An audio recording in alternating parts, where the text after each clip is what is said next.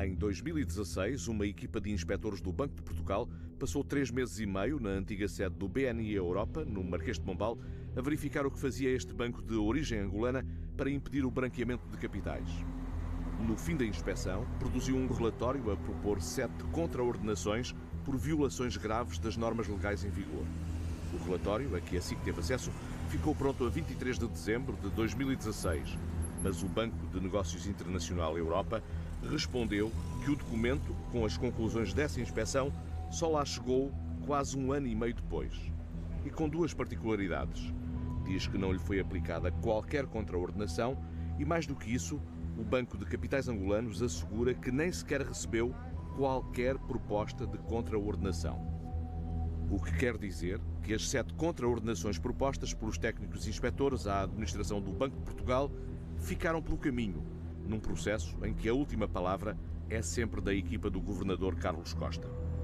Questionado sobre o resultado da inspeção, o Banco de Portugal avoluma a contradição, garantindo que a prática é ao contrário. Sempre que são detectadas infrações, os relatórios incluem as correspondentes propostas de instauração de procedimentos sancionatórios e procede-se à abertura de processos de contraordenação. Refugiando-se no segredo de supervisão, não dá mais explicações. Fica por saber porque deixou cair as propostas dos inspectores que encontraram fundamentos para as tais 7 contraordenações. Mas acaba por confirmar que até agora não houve sanções, quando diz que decidiu emitir 35 determinações específicas na sequência da ação de inspeção de 2016, das quais 10 ainda não foram cumpridas pelo BNI Europa. O BNI Europa, que entretanto se mudou para o 7º andar da Torre 1 das Amoreiras, é o mesmo que há pouco mais de uma semana foi alvo de buscas cruzadas com o Montepio por suspeitas de branqueamento de capitais, fraude qualificada e fuga fiscal qualificada. Os investigadores procuravam provas de operações bancárias de clientes que estão sob suspeita pela forma como, entre 2011 e 2014, participaram na constituição do capital social deste mesmo BNI Europa. Recorde-se que, nessa altura, o Banco de Portugal proibiu a entrada como acionistas do banco de várias personalidades com fortes ligações políticas ao poder de Luanda. A inspeção do Banco de Portugal aconteceu mais tarde, em 2016. Descobriu que, em matéria de prevenção e controle do risco de branqueamento de capitais e financiamento do terrorismo, estava quase tudo errado nas práticas deste banco. O BNI Europa foi chumbado pelos inspectores em 11 dos 16 parâmetros avaliados. Só 4, quase todos de menor importância, foram considerados dentro das normas legais. O documento classifica os deveres de controlo, diligência e exame, a que a instituição está obrigada, com um impressivo carimbo de desconformidade face à legislação portuguesa e europeia, que é, como quem diz, uma porta aberta à circulação de dinheiro sem controlo. O relatório explica que as deficiências observadas apresentam um caráter seriamente grave e impõem medidas corretivas urgentes. Concluiu que o sistema de controlo interno era pura e simplesmente inexistente, de tão frágil e desadequado. Constata também a incapacidade do BNI Europa para detectar familiares de pessoas expostas politicamente. O BNI, Banco de Negócios Internacional, nasceu em Angola em 2006, com várias personalidades expostas politicamente como acionistas de relevo, incluindo o 3º e o 4º dos 10 filhos de José Eduardo dos Santos. Em 2014 iniciou atividade em Portugal. Menos de 2 anos depois, os inspectores do Banco de Portugal encontraram numa amostra de trabalho vários casos em que, apesar de existirem fatores de suspeita associada, não houve diligências adicionais nem análise aprofundada. Nessa altura, a lei já obrigava a bloquear automaticamente operações que provocassem suspeita. Mas o BNI Europa não tinha sequer ferramentas automáticas obrigatórias para monitorizar operações potencialmente suspeitas. Tudo era feito manualmente. A análise dos procedimentos levou os inspectores a concluírem que o chamado compliance, obrigado por lei a fazer o controle de risco de operações suspeitas, estava totalmente dependente das decisões da administração. Só tinha uma pessoa a tempo inteiro e não tinha acesso às contas onde estivessem nomes de administradores e até familiares de administradores. Um dos protegidos era Mário Palhares, antigo vice-governador do Banco Nacional de Angola e de longe o maior acionista do BNI Angola, na altura com 33%. Era também o presidente do Conselho de Administração do BNI Europa e ainda cliente, sem que lhe tenha sido atribuído o segundo perfil de risco mais alto, como obrigava a lei portuguesa, por ser uma personalidade exposta politicamente. Mário Palhares cruzava capital e funções com outras figuras do regime angolano. No Banco Privado Internacional de Cabo Verde, onde era presidente da Assembleia Geral, o então vice-presidente de Angola, Manuel Vicente, tinha 35%. Palhares, 30%.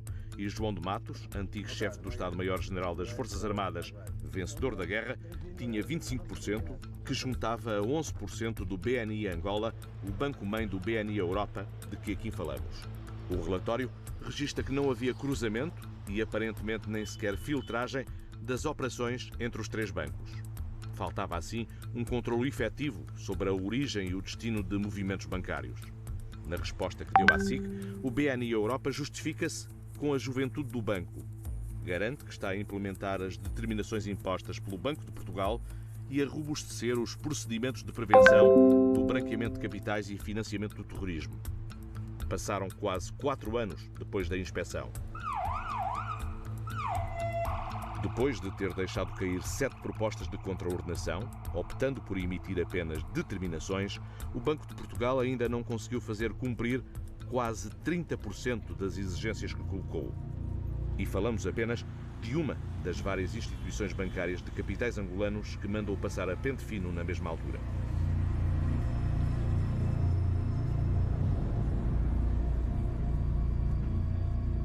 Nessa primavera de 2016, do lado oposto da praça, outra equipa do Banco de Portugal investigava a sede de um banco, também ele erguido, com capitais maioritariamente angolanos. No número 259 da Avenida da Liberdade, nascia há 10 anos o Banco Privado Atlântico Europa. Na festa de lançamento, estava peso político e financeiro, algumas caídas, entretanto, em desgraça. Manuel Vicente, o ex-vice-presidente angolano do José Eduardo dos Santos, surgia como a face de um dos principais acionistas, a petrolífera angolana Sonangol. A seu lado, o luso-angolano Carlos Silva, presidente do banco inaugurado.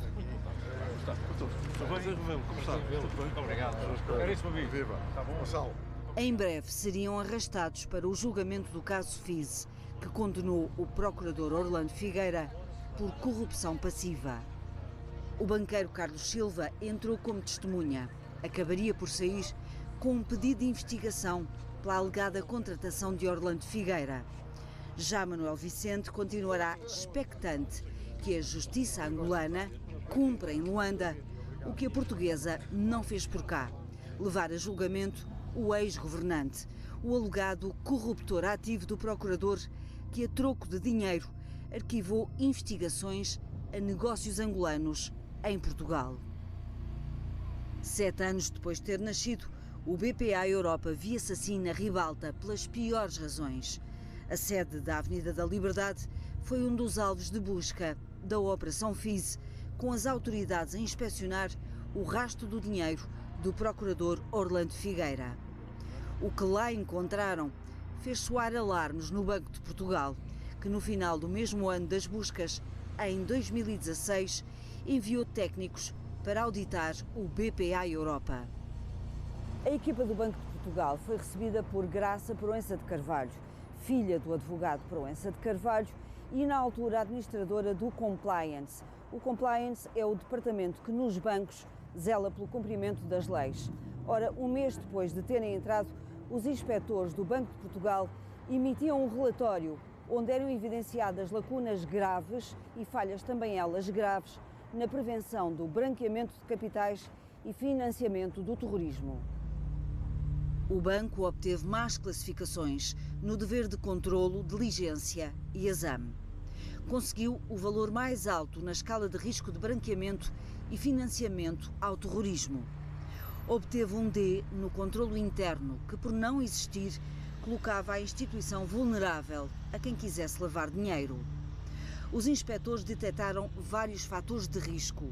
A estrutura acionista ligada à Angola, as relações com bancos localizados em países de risco, a falta de sensibilidade da administração para a prevenção do branqueamento, ainda os clientes, mais de metade estrangeiros e destes, a maioria deles angolanos. Aliás, a identificação das personalidades expostas politicamente, as chamadas PEP, foi outro dos problemas encontrados. Ao contrário do que ela exige, o BPA Europa não tinha uma lista interna de personalidades de risco, só as que constavam das listas internacionais ou então as que declaravam ao banco ser elas próprias PEP. Leopoldino Fragoso do Nascimento, o general Dino, antigo chefe das comunicações do gabinete de José Eduardo dos Santos, tinha a data conta no BPA Europa. O relatório do Banco de Portugal dá-o como exemplo de uma personalidade politicamente exposta, sobre a qual não houve controle simples, quanto mais reforçado, como o perfil de cliente exigia. Um controle que também não foi cumprido no caso da mulher do general, de uma empresa do enteado de Manuel Vicente e de uma outra cujo beneficiário efetivo era Leopoldino, general das Forças Armadas. As deficiências continuam. 29% das contas da amostra analisada não tinham comprovativo do número fiscal, 16% nem sequer prova de morada. Apesar de ter perdido, entretanto, duas palavras no nome, o Atlântico Europa continua forte no setor private e trade, ou seja, na gestão financeira do dinheiro dos clientes. Numa lista a que a SIC teve acesso, havia 88 contas em nome de pessoas desempregadas e 26 em nome de domésticos. A inspeção do Banco de Portugal identificou operações suspeitas que não foram detectadas pelo BPA, ou então detectadas pelo BPA, mas não comunicadas às autoridades como a lei obriga. Foi o caso de uma sociedade de intermediação financeira que num só ano depositou 58 milhões de euros em dinheiro vivo. O equivalente a depositar uma média de 200 mil euros em notas por cada dia útil do ano, sem que as autoridades fossem alertadas. De acordo com o Atlântico Europa, a Global Worldwide Forex era uma instituição financeira licenciada tanto pelo Banco de Inglaterra como pelo supervisor português. Mas confrontados com os depósitos suspeitos, os inspectores do Banco de Portugal participaram o caso às autoridades. Assim que perguntou, mas a Procuradoria-Geral da República não respondeu se abriu um inquérito e em que fase se encontra. As falhas detectadas em 2016 levaram os inspectores a propor 38 determinações que o Atlântico deveria adotar para prevenir a lavagem de dinheiro. O Banco de Supervisão informa que dessas 38, só 3 estão por cumprir. Escuda-se no segredo de supervisão para não dizer se abriu os 8 processos de contraordenação ao BPA Europa, como os inspectores aconselhavam no relatório. A resposta veio do próprio Atlântico, para dizer que nestes 4 anos nunca lhe foi aplicada qualquer contraordenação.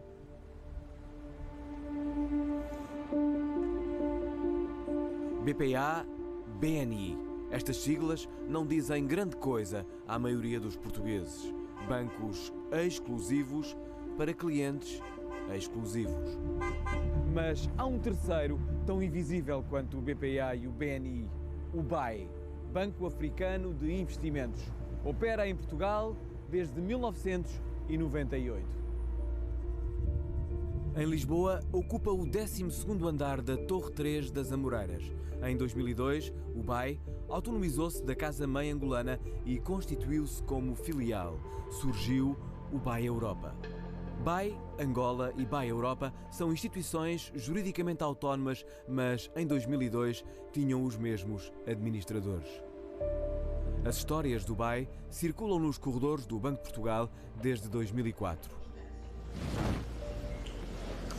Juro por minha honra cumprirei com lealdade as funções que me são confiadas. Em janeiro desse ano, o supervisor da banca, à época liderado por Vítor Constâncio, fez uma inspeção ao BAE Europa e detectou 3 operações de financiamento feitas em empresas sediadas em jurisdições de risco elevado: Brasil, Gibraltar e Angola. O Banco de Portugal descobriu que os administradores do BAE Europa e do BAE Angola deliberadamente não registaram essas operações no balanço. Tudo somado, são quase 15 milhões de euros que desapareceram das contas. O BAE Europa estava obrigado a constituir provisões de idêntico valor, ou seja, aquele era dinheiro que tinha saído do banco e ninguém sabia se e quando voltaria a entrar. Por isso, com essas operações de risco, o BAE Europa ficara oficialmente 15 milhões de euros mais pobre. Houve omissão e dissimulação com o propósito de valorizar o balanço, conclui o Banco de Portugal. Se os registros tivessem sido os corretos, o banco entrava em situação de incumprimento. A banca angolana vai mudando de acionistas, mas alguns nomes são quase eternos. Em 2004, no BAE, lá estavam Mário Palhares e Manuel Vicente, que encontramos nos 2 bancos anteriores. O Banco de Portugal prova que toda a administração do BAE ficou a saber do desaparecimento mágico dos 15 milhões de euros. Se todos sabiam, um agiu. José Manuel Gonçalves Serrão.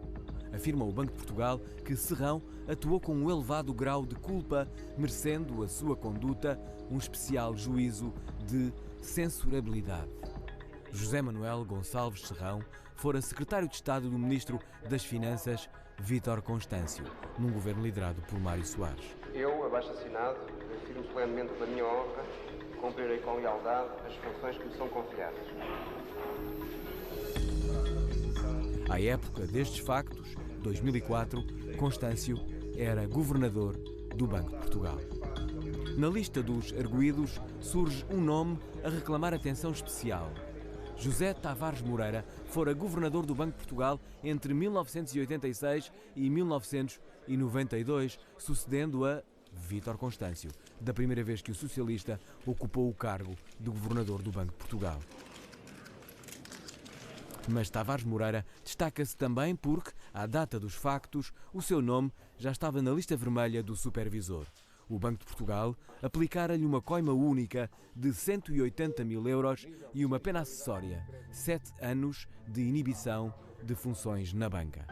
Tavares Moreira fora condenado por gestão danosa por atos praticados entre 2000 e 2001 enquanto administrador do Central Banco de Investimento do Grupo Crédito Agrícola. Tavares Moreira andou de recurso em recurso até que, em 2009, o Tribunal da Relação anulou a condenação da primeira instância.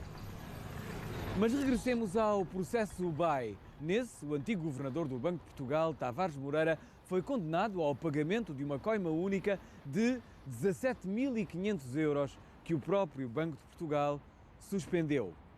Mas onde anda agora, afinal, José Tavares Moreira? Aos 76 anos, é presidente do Conselho de Administração do BAE Europa. José Manuel Serrão, o ex-secretário de Estado de Vítor Constâncio, o gestor que o Banco de Portugal, liderado por Vítor Constâncio, considerou neste processo do BAE atuar com elevado grau de culpa, foi condenado a pagar 75 mil euros. O supervisor, contudo, perdoou-lhe 2/5 da coima e a tal elevada culpa, por 40 mil euros, escapou de morrer solteira. BAE, BNI, BPA. 3 bancos angolanos que dizem quase nada a Portugal. De todos os bancos angolanos a operarem em Portugal, há um que todos os dias, desde finais de 2012, quando comprou o BPN, diz ao país muita coisa. O Eurobic. Até 2017, simplesmente BIC. Em 2015, o Banco de Portugal esteve 3 meses a inspecionar o BIC. Os inspectores, como lhe revelámos em dezembro, descobriram que o BIC tinha fraca cultura de prevenção do risco de branqueamento de capitais e financiamento do terrorismo. E se hoje o BIC é considerado o pulmão financeiro das Luanda Leaks, esse estatuto pode ter sido desenhado a partir dessa fraca cultura de prevenção amplamente descrita pelos inspectores em 2015. Ao longo dos últimos 16 anos, o Banco de Portugal acumulou indícios fortes de más práticas ao nível da prevenção do branqueamento de capitais e financiamento do terrorismo. No BIC, no BAE, no BPA e no BNI. 4 bancos angolanos com filiais em Portugal. Indícios fortes.